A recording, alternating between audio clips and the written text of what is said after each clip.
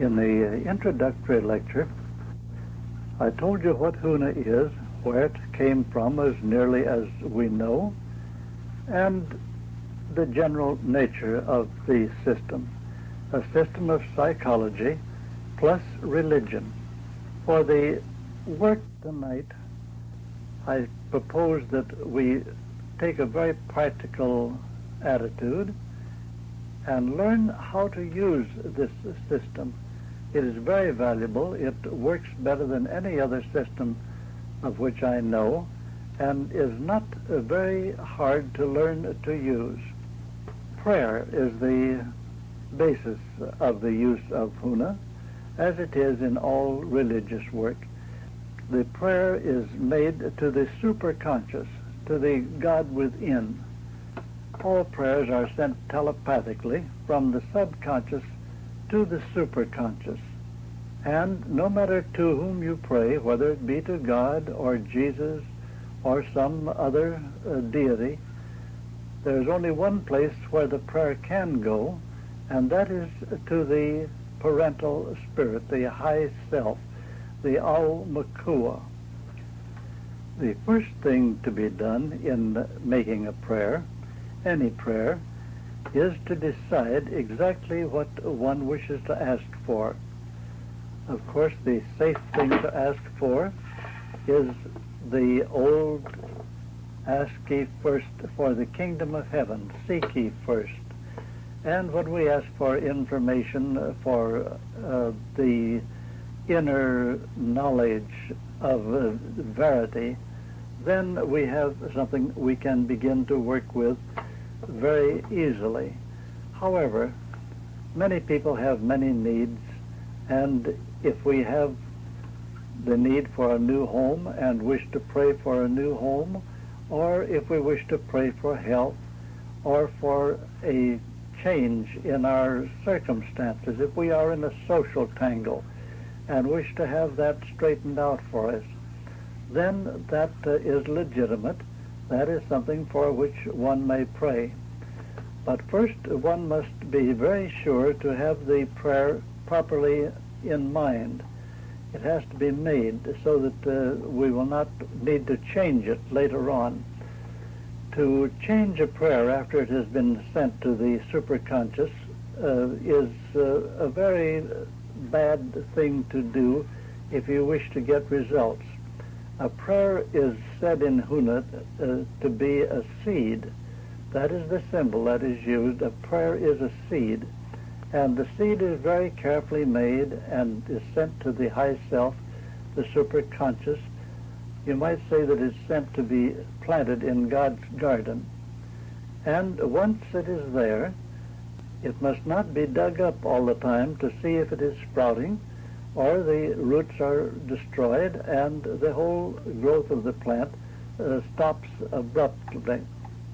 You recall that we have three selves in Huna: the superconscious self, the middle self or the conscious mind self, and the subconscious, which we call the low self, which makes an easy term. It's the younger self, and it is a little bit lower. The conscious mind lives more or less in the mind, in the brain, and the low self has its center in the lower brain and the solar plexus.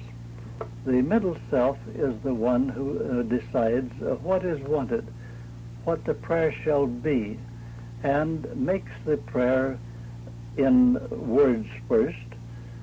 It has to describe the thing that is desired.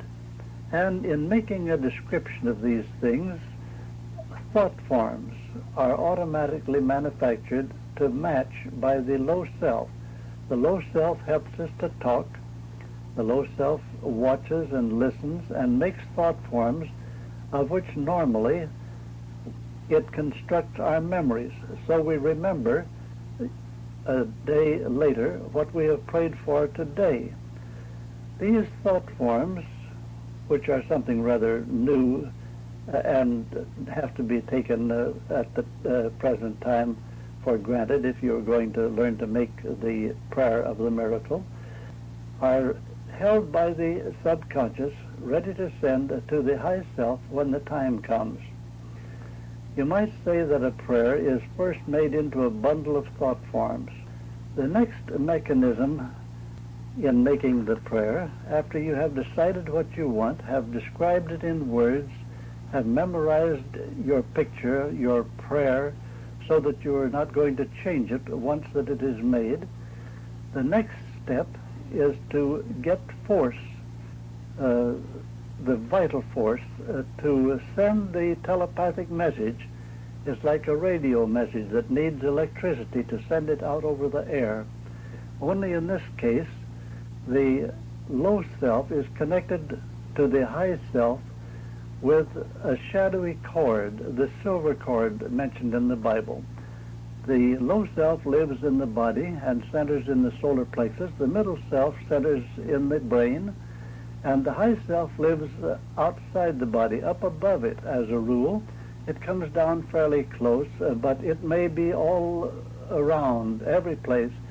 It's a wandering self, but it is always at the end of the telephone line, the shadowy cord, so that the low self can put in a call and get the high self, if it is not too very busy on a very, very important job, to come to listen to the prayer and to help. Perhaps it can hear the prayer at the end of the cord, even if it is very, very far away and very busy. The electricity is equated by what we call mana.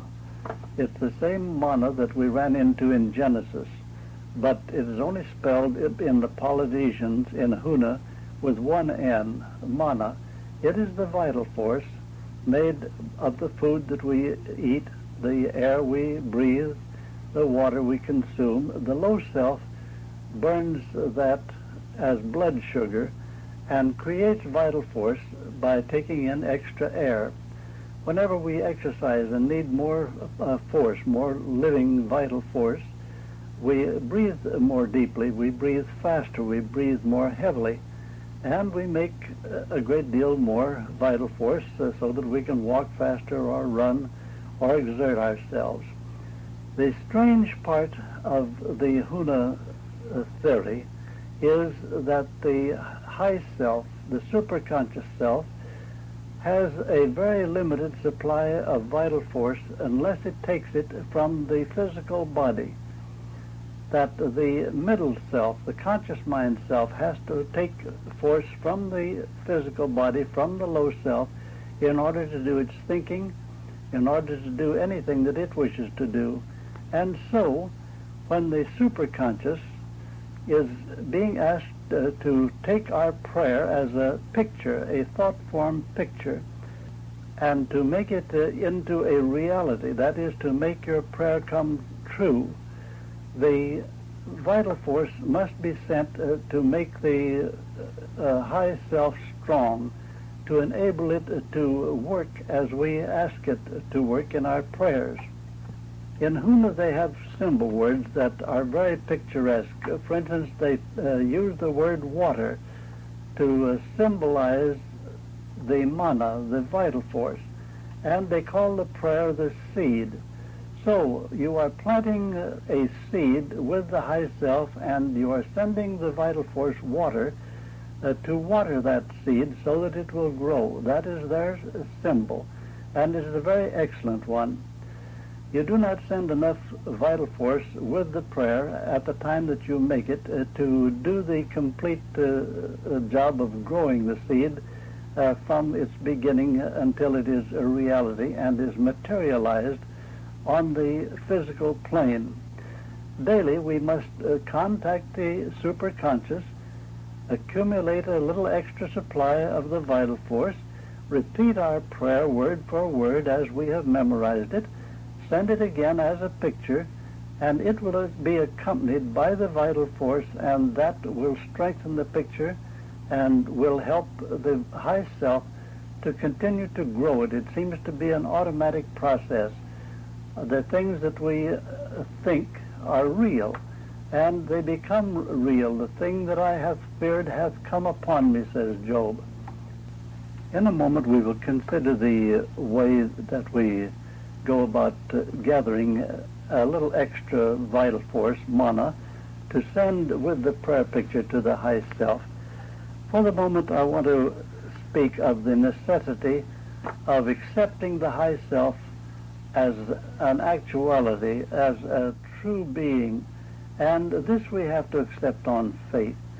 Faith is the substance of things hoped for, says Paul, and if we have no faith, the seed that we send as a prayer also takes on no substance. It does not materialize into an actual condition.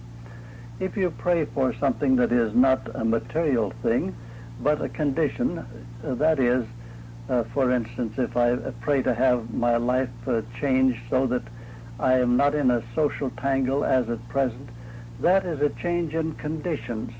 If I pray for a new car, that is a material something.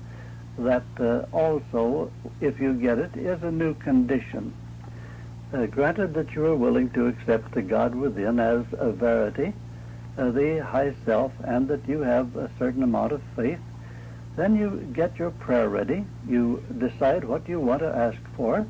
If you ask for knowledge and wisdom, you see yourself. You make a picture of yourself as having the proper knowledge, as having the proper wisdom to know the truth and to know what is good and what is evil and what to avoid and what to do.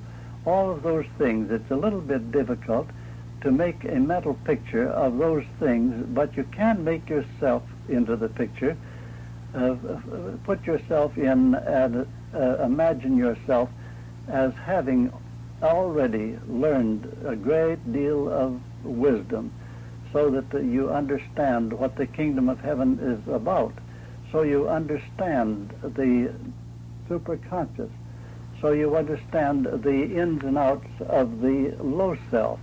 Those are the things of wisdom that you have to picture yourself having already known.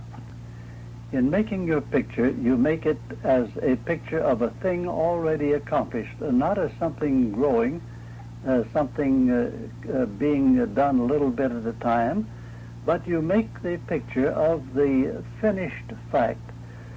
You consider it as a thing that has to be grown completely from a perfected pattern. Your pattern must not have the trousers left off of the suit, and the whole dress, the whole suit, everything has to be pictured as complete. That is one of the things that is used in New Thought. They say we are picturing this, we are making it come true with our thinking as here and now. So it's a here and now proposition when you work it that way.